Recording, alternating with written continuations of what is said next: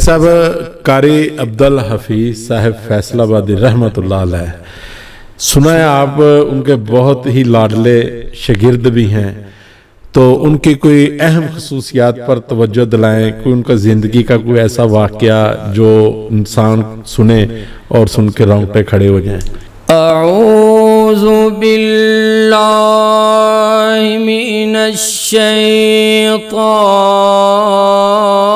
الرجیم۔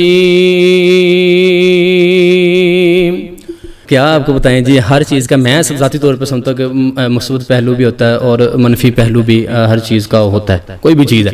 آپ کا ٹک ٹاک کے اوپر اکاؤنٹ ہے؟ نہیں، میرا نہیں ہے۔ صاحب قاری عبدل حفیظ صاحب فیصل آبادی رحمۃ اللہ علیہ، سنا ہے آپ ان کے بہت ہی لاڈلے شاگرد بھی ہیں، تو ان کی کوئی اہم خصوصیات پر توجہ دلائیں، کوئی ان کا زندگی کا کوئی ایسا واقعہ جو انسان سنے اور سن کے رونگٹے کھڑے ہو جائیں۔ جی، استاد محترم خطیب ایشیا وکیل صحابہ قاری عبدل حفیظ صاحب رحمۃ اللہ علیہ، اللہ پاک ان کے درجات بلند فرمائے۔ صاحب جب سے وہ اس دنیا کو چھوڑ کے گئے ہیں، کوئی ایسا وقت نہیں ہے کہ جب میں نے دعا کے لیے ہاتھ اٹھائے اور استاد جی کے لیے دعا نہ کی ہو۔ میں سمجھتا ہوں کہ الحمدللہ ان کے جانشین بھی موجود ہیں اس وقت، ان کے اور دیگر شاگرد بھی موجود ہیں کہ جو الحمدللہ مجھ سے کئی درجے بہتر ہیں۔ میں سمجھتا ہوں الحمدللہ مجھ سے بلکہ 100 درجے بہتر ہیں۔ میں تو ایک نکما سا ہوں، ادنا سا طالب علم ہوں، تو میری تو کوئی حیثیت ہی نہیں ہے۔ لیکن میں اتنا سمجھتا ہوں اگر مجھے 4 لوگ جانتے بھی نا تو وہ استاد جی کے نام کی وجہ سے مجھے جانتے ہیں، کہ ان کا انداز، ان کا میں نے کوشش کی۔ ہماری تو 24 گھنٹے بھی ہم قرآن پڑھتے رہیں، اپنا تقاریر کرتے رہیں، ان کے الحمدللہ ایک آیت پہ ہماری تقریریں پوری قربان ہو جائیں۔ الحمدللہ اللہ پاک نے انہیں ایسا ملکہ عطا فرمایا تھا، ہماری جماعت میں شاید ہی کسی کو اللہ نے ایسا ملکہ دیا ہو قرآن پہ پڑھنے کا، کہ ہر خطیب جب اپنا انداز کوشش کرتا ہے جی میں قرآن پاک کو بہتر طریقے سے پڑھوں، تو وہ قاری عبدل حفیظ صاحب کی طرز میں پڑھنے کی کوشش کرتا ہے۔ اور آپ نے واقعہ پوچھا ہے تو میں یہ جیسے خواب کا 1-2 ذکر اور بھی آئے ہیں، جیسے محترم قاری یعقوب صاحب فیصل آبادی حافظ اللہ تعالیٰ نے بھی کوئی ایک خواب کا ذکر کیا تھا۔ اس طرح ایک خواب جو میں نے بھی 1-2 اپنا خطبہ جمعہ میں نے بلکہ بتایا بھی ہے، عرض کیا ہے اور لوگوں کو بھی بتلایا ہے۔ ہمارے فیصل آباد میں ہمارے ایک دوست ہیں، بلکہ پروفیسر ابوبکر فاروقی صاحب حافظ اللہ تعالیٰ، بہت اچھے اسکالر ہیں۔ وہ میں بیٹھ کے بتا رہے تھے کہ ان کے آگے سے کوئی دوست ہے تو معتبر دوست ہیں، کہ جو ان کی بات میں صداقت ممکن ہے، کہ بالکل یہ سچ بول رہے ہیں، ایسے کوئی جھوٹ کی بات نہیں ہے، وہ ایسی جھوٹی بات بندہ کرے بھی کیوں کسی کے لیے۔ وہ فرما رہے تھے کہ ان کے دوست نے خواب میں دیکھا، کیا کہتے ہیں استاد جی حیات تھے، کہ انہوں نے دیکھا کہ نبی پاک صلی اللہ علیہ وسلم موجود ہیں، ماں جی عائشہ صدیقہ رضی اللہ تعالیٰ عنہ سلام اللہ علیہ صلوات اللہ علیہ الحمدللہ وہ بھی موجود ہیں، شاید کچھ اور اہل بیت میں لوگ وہاں پہ موجود تھے۔ تو خطیب ایشیا ماں جی کے قدموں میں سامنے بیٹھے ہوئے ہیں، تو ماں جی عائشہ صدیقہ نے نبی پاک صلی اللہ علیہ وسلم سے فرمایا کہ یہ دیکھیں، یہ میرا بیٹا ہے جو ہر جگہ میری عظمت بیان کرتا ہے، ہر جگہ میری شان بیان کرتا ہے۔ یہ کتنا یہ مطلب کہ مقام کی بات ہے، اللہ نے کتنا اعزاز بخشا ہے، اور یہ تو ساری دنیا نے دیکھ لیا ہے کہ الحمدللہ جب آخری اوقات تھے، آخری لمحات تھے، تو استاد محترم دعا فرما رہے تھے کہ اللہ جانا تو ہے اسی دنیا کو چھوڑ کے، لیکن اس روز اٹھانا جب ماں جی عائشہ صدیقہ اس دنیا سے گئی تھی، تو اسی روز 17 رمضان کو خطیب ایشیا اس دنیا فانی سے رخصت ہو گئے۔ اللہ پاک ان کے درجات بلند فرمائے، اللہ ان کے درجات، ان کو علیین میں اللہ پاک اعلیٰ مقام عطا فرمائے، اور ہمیں ان کے لیے اللہ پاک صدقہ جاریہ بنائے۔ جی بے شک، جی بے شک، کر صاحب آپ نے ماشاءاللہ بجا فرمایا۔ 17 رمضان وہی دن امی عائشہ صدیقہ رضی اللہ تعالیٰ عنہ کا وفات کا تھا، اور اسی دن ہی ہمارے قاری عبدل حفیظ صاحب فیصل آبادی رحمۃ اللہ علیہ وفات پا گئے۔ تو یہی برکتیں ہوتی ہیں دین کی۔ تو قاری صاحب میرا آپ سے اگلا سوال یہ ہے کہ آپ ماشاءاللہ خطبہ جمعہ میں آپ طرز نہیں اتارتے، بلکہ آپ کا مطلب کہ یہ زبان میں یا مطلب کہ خطبہ جمعہ تقریر ہر چیز میں آپ کا انداز فلی قاری عبدل حفیظ صاحب والا ہے۔ ایک ہوتا ہے کوئی کسی چیز کا ٹچ دے دینا، آپ میں ٹچ نہیں ہے، آپ ماشاءاللہ پوری ان کی کاپی کرتے ہیں۔ تو ہم اپنے ناظرین کو بتانا چاہتے ہیں کہ آپ ہمیں کوئی ان کی یاد تازہ کر کے قرآنی آیات اور 2-4 اشعار سنا کے ان کی یاد تازہ کر دیں۔ اعوذ أعوذ بالله من الشيطان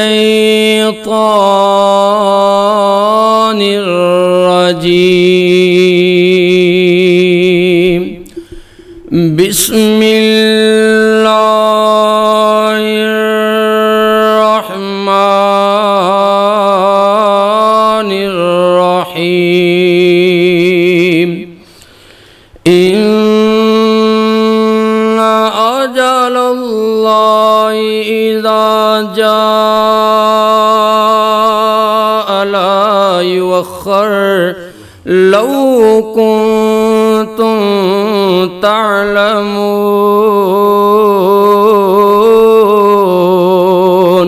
كل نفس ذائقة الموت كل من عليها فان صدق الله مولانا العظيم وصدق رسوله النبي الكريم کچھ ایسے بھی لوگ اٹھ جائیں گے دنیا سے کہ جنہیں ڈھونڈنے نکلو گے مگر پا نہ سکو گے کلیوں کلیوں کو میں سینے کا لو دے کے چلا ہوں صدیوں مجھے گلشن کی فضا یاد کرے گی استاد محترم جھڑیاں لایا کر دے فرماندے یاسین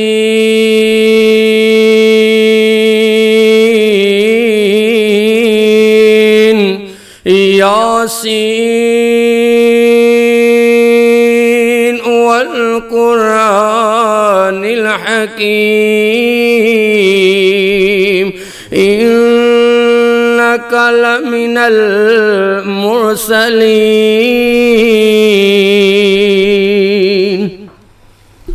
ماشاءاللہ جی ماشاءاللہ قاری عبدالحفیظ صاحب فیصل آبادی رحمۃ اللہ علیہ ان کے یہ جو آخری اشعار قاری عثمان اسلم صاحب نے پڑھے ماشاءاللہ سونے کے پانی سے لکھنے والے ہیں. تو قاری صاحب مجھے یہ بتائیں قاری عبدالحفیظ صاحب فیصل آبادی رحمۃ اللہ علیہ کوئی انہوں نے آپ کے متعلق کچھ ایسے الفاظ بولے ہوں جو آپ کو آپ کے لیے آپ فخر محسوس کرتے ہوں, کچھ ہے یاد آپ کو؟ نہیں ایسے تو ان کے لیے یہی میرے لیے بہت تھا کہ الحمدللہ کہ جب وہ دست شفقت رکھتے تھے تو الحمدللہ میں ان کے پاس حاجی صاحب جب بیٹھتا تھا نا مجھ پہ ایک سکون طاری ہوتا تھا, ایک سکینت نازل ہوتی تھی. ایک ابھی پیچھے ایک بیان ہوا تھا قاری صاحب کا, سمندر وہ علاقہ, وہاں پہ استاد جی محترم بیٹھے ہوئے ہیں تو انہوں نے جو کپڑا لیا ہوا تھا وہ ذرا بھرا ہوتا تھا, آگے نہیں نظر آتے تھے قدم وغیرہ.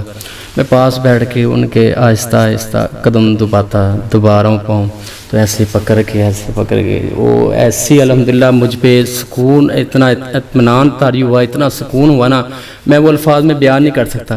میں جب بھی جاتا تھا ان کے پاس جب بیٹھنا میں نے صرف ان کو دیکھتے رہنا, باتیں تو ہو ہی نہیں سکتی تھی نا, صرف ان کو میں نے دیکھنا, ان کے پاس بیٹھ کے جو مجھے راحت محسوس ہونی, جو مجھے پہ سکینت نازل ہونی, وہ الحمدللہ میں الفاظ میں بھی بیان نہیں کر سکتا. قاری صاحب مجھے یہ بتائیں کہ قاری صاحب اپنی زندگی میں کوئی ایسی تقریر نہیں ہوگی جس میں انہوں نے 2 رومال اپنے پاس نہ رکھے ہوں. ایک رومال وہ اپنی جولی میں پھیلایا کرتے تھے, دوسرا ان کے سر پہ ہوتا تھا. تو یہ 2 رومال رکھنے کی کوئی خاص وجہ ہے؟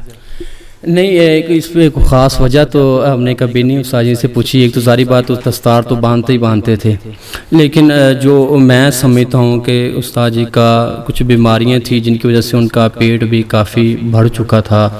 وہ اپنے ان کا کہہ لیں کہ ان کا ایک خاص انداز تھا جو جچتا بھی انہی پہ تھا, انہوں نے پوری زندگی وہ رکھا, بس وہ ان کا ایک انداز تھا. ہم نے کبھی ان کی وجہ بھی نہیں استاد محترم سے پوچھی, بس یہی کہ ان کا انداز تھا, اور ہم بھی کوشش کرتے ہیں بعض اوقات ان کے انداز کو کاپی کرنے کی. کبھی قاری صاحب نے آپ کو کوئی گفٹ دیا ہو کسی شکل میں؟ ہاں جی الحمدللہ ایک تحفہ انہوں نے مجھے عنایت فرمایا تھا کہ وہ میں نے بلکہ ایک پوسٹ بھی لگائی تھی, اور شاید کئی دوستوں نے اس کا غلط مطلب بھی سوچ لیا ہوگا, سمجھ لیا. وہ جو جانشین والی تھی, ہاں اس کی بھی ذرا جی میں وہ کرنا چاہتا ہوں کہ دیکھیں کہ جب جو اساتذہ ہوتے ہیں، جو بڑے لوگ ہوتے ہیں، الحمدللہ یہ مجھ جیسے شاگردوں کو، ادنا شاگردوں کو کچھ نہ کچھ دعاؤں کی شکل میں، تحفوں کی شکل الحمدللہ دیتے رہتے ہیں، دعائیں دیتے ہیں، تحائف دیتے ہیں۔ تو الحمدللہ میں وہ ہاسپٹل میں ایڈمٹ تھے، الائڈ ہاسپٹل میں ہمارے فیصل آباد ہی، تو میں الحمدللہ وہاں موجود تھا۔ جو اس وقت کا وہ ہاسپٹل میں جو جن کی ڈیوٹی تھی، وہ دوست بھی ابو حمزہ عبدالستار ہمارے بھائی ہیں، الحمدللہ وہ وہاں پہ موجود تھے، دیکھ بھال کی، الحمدللہ میرے دوست تھے وہ بھی۔ تو میں بھی اس وقت انہوں نے مجھے بھی بلایا، میں ساتھ موجود تھا۔ تو اس کے بعد بھی الحمدللہ میں استاد جی کے گھر بھی گیا، تو استاد جی نے مجھے اپنا رومال مجھے تحفتاً دیا تھا۔ تو جو میں نے وہ پوسٹ کی، خوشی میں کی تھی کہ الحمدللہ یہ استاد جی کا ایک تحفہ میرے پاس بھی موجود ہے۔ میں نے صرف یہ سوچتے ہوئے ان کی ایک پوسٹ لگائی تھی، لیکن بعد میں نے سمجھا کہ شاید کئی لوگ اس کا غلط مطلب لیں گے کہ شاید میں جان سے ہونے کا دعویٰ کر رہا ہوں۔ میرے لیے یہی بڑی سعادت کی بات ہے کہ میں الحمدللہ ان کا ایک شاگرد ہوں۔ تو جانشین الحمدللہ ثم الحمدللہ ان کے بیٹے موجود ہیں، بہت اچھے الحمدللہ عالم دین ہیں، بہت خوبصورت آوازوں والے ان کے بھائی بھی ہیں ماشاءاللہ، ان کے بیٹے بھی ہیں، وہ الحمدللہ جانشین ان کے موجود ہیں۔ وہ جیسے تو پتہ نہیں کتنے الحمدللہ ان کے شاگرد ہیں، اور ان کے لیے صدقہ جاریہ بن کے الحمدللہ جگہ جگہ جا رہے ہیں۔ پوسٹ شیئر کرنے کا مقصد آپ کا بتانے کا بطور تبرک تھا، کوئی مقصد کوئی نہیں؟ جی بالکل صرف اس کا یہی تھا کہ خوشی کا میں نے اظہار کیا تھا کہ الحمدللہ مجھے یہ اعزاز تھا کہ ان کا تحفہ الحمدللہ میرے پاس ایک موجود ہے، جو اب تک میرے پاس الحمدللہ میں نے انہیں سنبھال کے رکھا ہوا۔ اچھا، اس پوسٹ کے بعد حاج صاحب کہ وہ میں نے لے کے رومال جانا تھا اپنا تقاریروں پہ، لیکن اسی ڈر سے نہیں گیا کہ شاید یہ جانشین کا دعویٰ انہوں نے کر دیا۔ اب آپ کے چینل سے میں نے یہ وضاحت کر دی ہے، تو انشاءاللہ موقع ملا تو استاد محترم کا وہ دستار، وہ رومال انشاءاللہ میں اپنے ساتھ۔ نہیں، موقع نہیں جی، میری یہ دلی خواہش ہے کہ آج ہمارے ساتھ یہ وعدہ کریں کہ آپ جس بھی پروگرام میں جائیں گے آپ وہ رومال ساتھ لے کے جائیں گے، اور آپ کو لے جانا بھی پڑے گا، کیوں آپ نے وضاحت تو دے دی ہے، ایسی کوئی بات نہیں، لیکن یہ وعدہ کریں کہ آپ انشاءاللہ ان کی نشانی سینے کے ساتھ لگا کے۔ جی الحمدللہ، یہ تو میری سعادت کی بات ہوگی، میں انشاءاللہ ضرور وہ اپنے ساتھ لے کے جایا کروں گا جی انشاءاللہ تعالی۔ ماشاءاللہ قاری صاحب، آپ یہ دین کے لیے اتنا لمبا سفر کرتے ہیں، تو کبھی سفر میں آپ کو کوئی ڈکیٹی کی واردات یا کوئی مشکلات کا سامنا آیا ہو؟ اللہ محفوظ فرمائے، لیکن میں نا اکثر سوچتا ہوں کہ لوگوں کے ساتھ ڈکیتیاں پتہ نہیں کیسے ہوتی ہیں۔ ثم الحمدللہ کہ بہت ہی عجیب سنسان رستوں پہ آدھی رات کو بھی گزر ہوئے ہیں، ثم الحمدللہ پڑھائی کر کے ذکر و اذکار کر کے گھر سے نکلیں۔ الحمدللہ میں نہیں سمجھتا کہ آج تک زندگی میں کبھی میرے ساتھ کوئی ایسا موقع آیا ہو کہ کبھی ایسے لوگ مجھے ملے ہوں، ڈاکو وغیرہ۔ ثم الحمدللہ میری زندگی میں کبھی نہیں آیا، اللہ پاک محفوظ فرمائے، سب کو محفوظ فرمائے۔ آپ کے استاد محترم خطیب ایشیا قاری عبدالحفیظ صاحب فیصل آبادی رحمۃ اللہ علیہ، زیادہ تر انہوں نے اپنی زندگی میں زیادہ ٹائم بہت کم دیے ہیں، کہ مطلب کہ جیسے آج کل مولوی کرتے ہیں 4 5 6 ٹائم ایک جگہ پہ دے دینے، کوئی 2 جگہ پہ نہ جانا، کوئی 2 جگہ پہ چلے جانا۔ تو میرے خیال میں ان کی زندگی کا یہ معمول رہا ہے کہ انہوں نے اتنا ہی ٹائم دیا ہے جس کے اوپر وہ ایزیلی پہنچ سکتے، چاہے وہ 4 ٹائم بھی دیے ہیں تو پہنچ سکتے تھے۔ تو میرا سوال قاری صاحب آپ کو توجہ دلانا مقصود یہ ہے کہ وعدہ خلافی کے متعلق جو علماء کرام 6 جگہ پہ 4 جگہ پہ ٹائم دیتے ہیں، بعد میں وہ پتہ کرتے ہیں اس جگہ سے پیسے مجھے کم ملنے ہیں، وہ جگہ چھوڑ دیتے ہیں، مگر وہ شرعی عذر کی وجہ سے نکل بھی جاتے ہیں، لیکن اللہ دلوں کے حال جانتا ہے میرا مقصد کیا ہے دل میں، یا آپ کے دل میں کیا چل رہا ہے۔ تو کیا یہ اگر ادھر نہ پہنچنا یہ وعدہ خلافی میں آئے گا؟ اور دوسری بات، اگر یہ وعدہ خلافی ہے تو وعدہ خلافی کا گناہ کیا ہے، جرم کیا ہے، اس کی کیا حد ہے؟ دیکھیں جی، میں یہ سمجھتا ہوں کہ جو علماء کرام ہیں یہ لوگوں کے لیے آئیڈیل نمونہ ہوتے ہیں، ٹھیک ہے نا۔ لوگ انہیں دیکھتے ہیں اور ان کی ایک چھوٹی ادا پہ وہ اپنا نظر رکھتے ہیں، یہ لوگ کیا کر رہے ہیں کیا نہیں کر رہے ہیں۔ تو یہ بالکل غلط بات یہ ہے کہ مطلب کہ ایک جگہ وعدہ دیا ہوا ہے، جیسے آپ کہہ رہے تھے کہ اگلی جگہ پیسے زیادہ مل جائیں، شاید ایسا ہوتا ہو، تو یہ تو بالکل بات غلط ہے۔ ہم لوگوں کو کیا تبلیغ کریں گے، لوگوں کو کیا سمجھائیں گے جب ہماری اپنی تربیت ہی نہیں ہے؟ اور لوگ کتنا ارینج کر کے بیٹھے ہوتے ہیں، اشتہار لگاتے ہیں ساؤنڈ کا اور اخراجات، لوگوں کو اکٹھا کرنا، دور دراز سے لوگوں کو اسپیشل دعوت دے کے بلانا، جی ہمارے فلاں خطیب صاحب آ رہے ہیں، دوسرے مسالک کے لوگوں کو بھی اکثر بلا کے رکھتے ہیں، جی آپ ان کا بیان سنیے، اور جب وہ عین موقع پہ وعدہ خلافی کر دیتے ہیں تو وہ ایک تو دوسرے طبقے پہ بھی برا اثر جاتا ہے اور اپنے لوگوں کے دل بھی ٹوٹ جاتے ہیں. اور ایسی بہت ساری چیزیں سننے کو بھی ملی ہیں کہ کوئی فلاں بندہ نیا اہل حدیث ہوا اور فلاں خطیب کو بلایا اور وہ وعدہ کر کے نہیں پہنچ سکے اور جان بوجھ کے نہیں پہنچے, پیسوں کی وجہ سے نہیں پہنچے, تو وہ لوگ کہتا ہے یار اس سے بہتر میں پرانے ہی مسئلہ, چاہے وہاں بھی ایسا ہی ہوتا ہو لیکن یہاں پہ وہ ایک تھپڑ رسید کر گیا ہے کہ لو جی آپ کے مسلک میں یہ تماشا ہو رہا ہے, بہت اچھا خاصا برا اثر پڑتا ہے. تو اس سے بچنا چاہیے علماء کرام کو, ایسا نہیں کرنا چاہیے. ہاں یہ کہ شرعی عذر, ہم انسان ہیں, علماء کرام انسان ہیں, ساری بات ہے, مجبوری بن جاتی ہے, تو جو مجبوری ہے وہ تو جائز ہے, لیکن مسلسل وعدہ اگر نہیں آپ کے پاس ٹائم میسر نہیں ہے تو آپ ٹائم نہ دیں,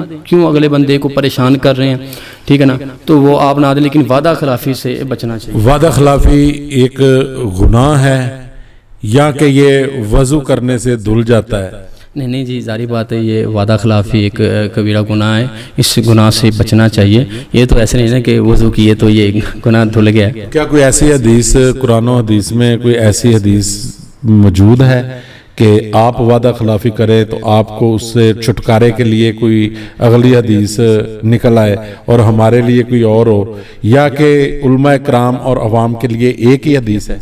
ظاہری بات ہے جی, سب کے لیے ایک ہی حدیث ہے. یہ طویلیں نکالنا, ٹھیک ہے نا, اپنے آپ پہ بات آئی تو ادھر سے نکل کے, لیکن ظاہری بات اپنے دل کو تو ان کو پتہ ہی ہوتا ہے نا, یہ سب جو بات یہ کرتے ہیں جی, نہیں جی یہ مسئلہ بن گیا, یہ فلاں حدیث لیے لوگوں کے لیے وہ, تو اپنے لیے کوئی اور. جیسے میں کہتا ہوتا ہوں اپنے انٹرویو میں بھی, ساڈے ورگا بیمار ہو جائے تو کیتیاں نو پڑیا ہے, مولوی بیمار ہو جائے تو انہیں گناہ بخشیش رہے. جیسے وہ کہتے ہیں جی اپنا تہاڈا کتا ساڈا کتا نہیں. خیر صاحب, میرا آپ سے 2 سوال رہ گئے ہیں.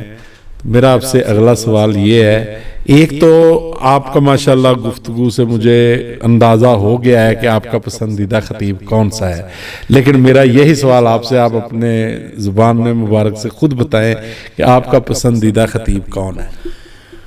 تھے اور ہیں اور رہیں گے خطیب ایشیا ہی استاد محترم, اور صرف وہ میرے نہیں بلکہ الحمدللہ ہمارے خاندان کے, ہمارے بھائی بھی, ہماری عادت ہے سب یہ ہوتی تھی کہ بچپن سے ہی ہم ٹیپ موجود ہوتی, تب یہ ایسے ٹچ موبائل تو خیر نہیں تھے, ٹیپ بڑی موجود تھی, ہماری دادی جان ہوتی تھی ان کے پاس ٹیپ ہوتی تھی, اور اتنی کیسٹ ابھی بھی میرے پاس موجود ہیں استاد محترم کی, وہ کیسٹ لگانی اور ہم بھائیوں نے رات سنتے سو جانا کیسٹ استاد جی کے. اور ابھی بھی الحمدللہ میرا معمول یہی ہے کہ اگر نیند بھی نہ آ رہی ہو تو وہ الحمدللہ مجھے اتنا اس مٹھاس اس آواز میں اتنی لذت ہے, اتنا سکون ہے کہ الحمدللہ ابھی بھی میں ان کے بیانات سنتا سو جاتا ہوتا ہوں. اور میری عادت بھی الحمدللہ وہی میرے محبوب خطیب ہیں, بلکہ میرے الحمدللہ فیملی کے بھی وہی محبوب خطیب. جی قاری صاحب, مجھے یہ بتائیں کہ یہ ٹک ٹاک کیا ہے؟